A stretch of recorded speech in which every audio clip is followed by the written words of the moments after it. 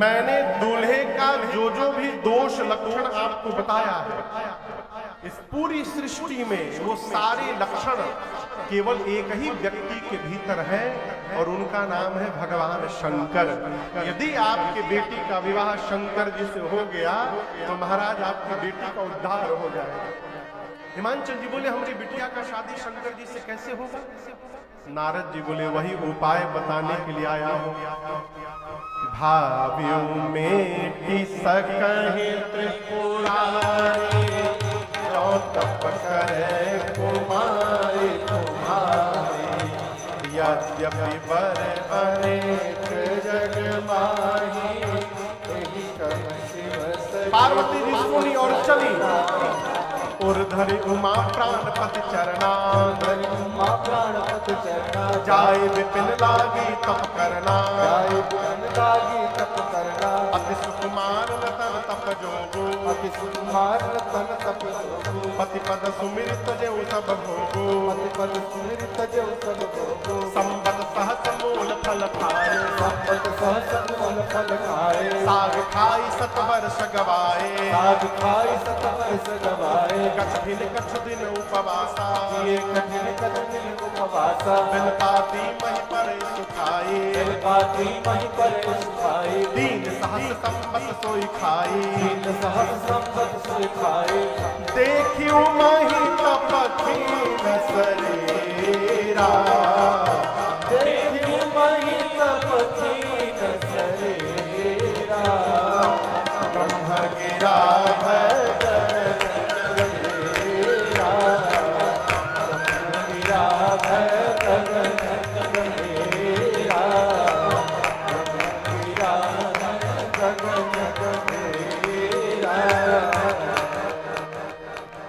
नारद जी ने कहा कि यदि आपकी बेटी तपस्या करेंगी महाराज तो इनको भगवान शंकर अवश्य प्राप्त होंगे।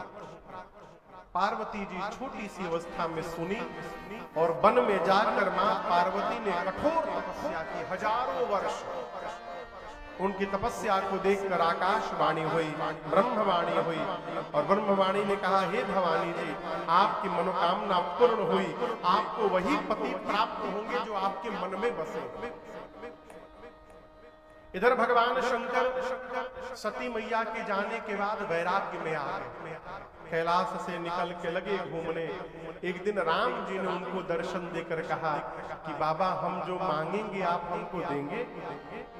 शंकर जी ने कहा आज्ञा करिए प्रभु। तो राम जी ने कहा मैं यही मांग रहा हूं, जाय विवाह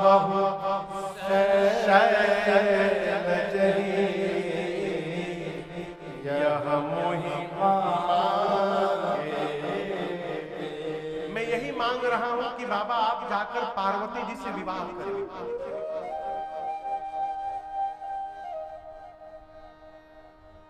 शंकर जी ने तो पहले मना कर दिया, प्रभु ये उचित नहीं है। अरे कैसे हम टारी प्रभु जी,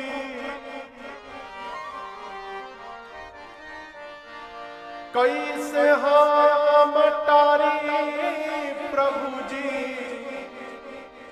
अरे राउर बचनिया कही का लोगवा, हे बुढ़ौती में कनिया कही का लोगवा, हे बुढ़ौती में कनिया। शंकर भगवान बोले प्रभु आप जो कह रहे हैं उचित नहीं है, लेकिन आपने कह दिया है इसलिए हे सरकार अज्ञान सिर पर नाथ तुम्हारा। प्रभु आपकी आज्ञा सिरोधार्य है। राम जी बोले सिर पर न रखिए, हृदय में रखिए। कहे सिर पर गंगा जी बही रही है, आज्ञा यदि सिर पर रखिएगा तो कहीं गंगा जी में आज्ञा ना बही जाए, इसलिए हृदय में धारण करिए। राम जी अंतर ध्यान हुए। भगवान शंकर ने सप्तऋषियों को भेजकर पार्वती जी की निष्ठा का पता लगवाया और मां की निष्ठा का जैसे पता चला, भगवान शिव को बाबा इतने गदगद हुए, आनंदित हुए कि भगवान शंकर फिर समाधि में। पिछली बार गए थे तो कितने दिन में लौटे थे, फिर गए, अब कब लौटेंगे किसी को नहीं मालूम। इसी बीच एक दैत्य ने जन्म लिया जिसका नाम था ताड़कासुर। तपस्या करके ब्रह्मा जी से पहले वरदान मांगा कि मैं मरूं नहीं। ब्रह्मा जी बोले नहीं, मरना पड़ेगा, कुछ और मांगो। तो दिमाग लगाया क्या मांगूं कि न मरना पड़े। तो बहुत सोचने के बाद विचार किया कि शंकर भगवान की पत्नी है ही नहीं, अब बाबा समाधि में बैठे हैं, तो न जाने कब लौटेंगे समाधि से। लौट भी आए तो उनकी पत्नी है ही नहीं, तो बेटा कहां से होगा। तो वरदान क्या मांगा, भगवान शिव के तेज से जो संतान जन्म ले उसी के हाथों मेरी मृत्यु हो। ब्रह्मा जी बोले तथास्तु, वरदान मिला, लगा देवताओं को त्रास देने। ब्रह्मा जी के पास इंद्र जाकर पूछे, पहले ये बताइए ये मरी कैसे, ये मरी नहीं रहा।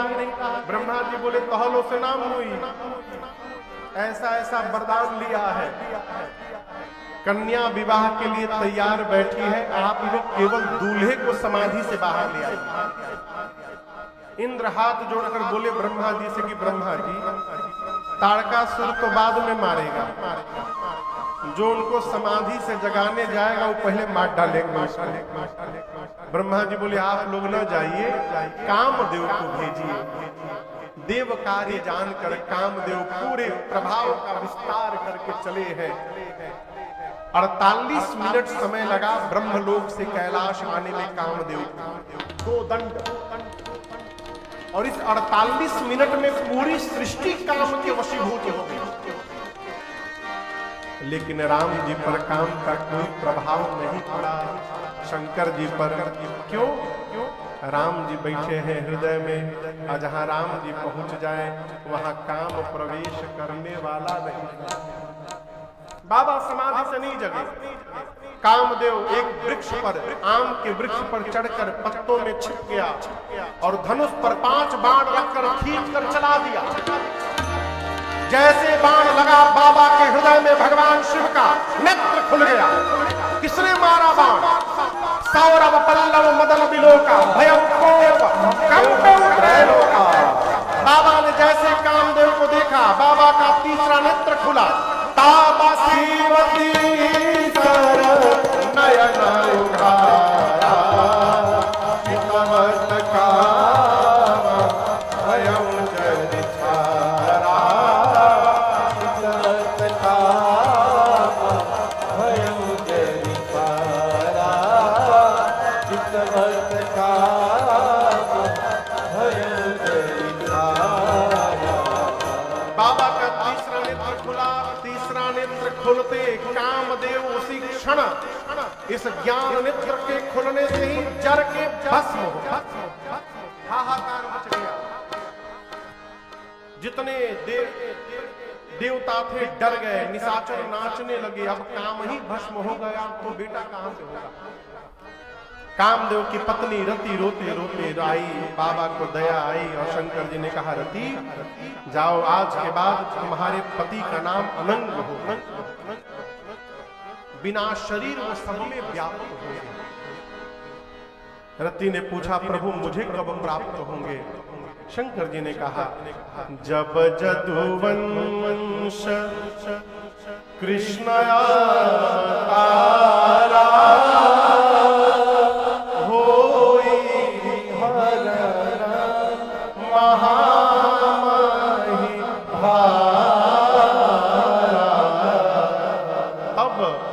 कृष्ण तनय होई पति तोरा, वचन अन्यथा होई न मोरा।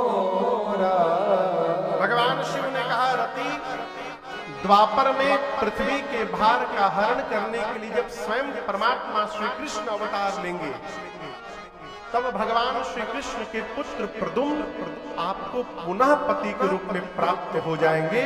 ये मेरा आपको वचन है और आशीर्वाद है। रति प्रणाम करती गई। रति के जाने के बाद जितने देवता हैं सब कैलाश दौड़कर पहुंचे। कहीं फिर से समाधि में न चले जाए। सब दूसर कामों देव निखन बचल की बोलो यह नी के बाहर। देवता बाहर दौड़ कर आए। आ करके दूर से एक देवता ने कहा, बोलिए विश्वनाथ भगवान की। यही का जयकारा हुई। बोलिए विश्वनाथ भगवान की। शंकर जी कुछ नहीं बोले। दूसरे देवता ने कहा ना बोलना ना। देखा हम बोले तब वही बोल दी है। बोलिए वैद्यनाथ भगवान की। शंकर जी फिर कुछ नहीं बोले। तीसरे देवता ने कहा हम बोलता नहीं। बोलिए भूतनाथ भगवान की। विष्णु भगवान बोले अलग अलग बोलने से नहीं चलेगा, पृथक पृथक तीन कीन प्रशंसा। बाबा बोले एक साथ बोलना पड़ेगा। अब सभी देवता मिलकर कहने लगे, अरे जटा जूट बरवा लहरे गंगा के लहरवा हो राम जहरवा पियला। जटा जूटा बरवा लहरे गंगा के लहरवा हो राम जहरवा पियला। हो राम जहरवा पियला। सोहे चंद्रमा लीलरवा हो राम जहरवा पियला। सोहे चंद्रमा लीलरवा हो राम जहरवा पियला। जटा जूट बरवा लहरे गंगा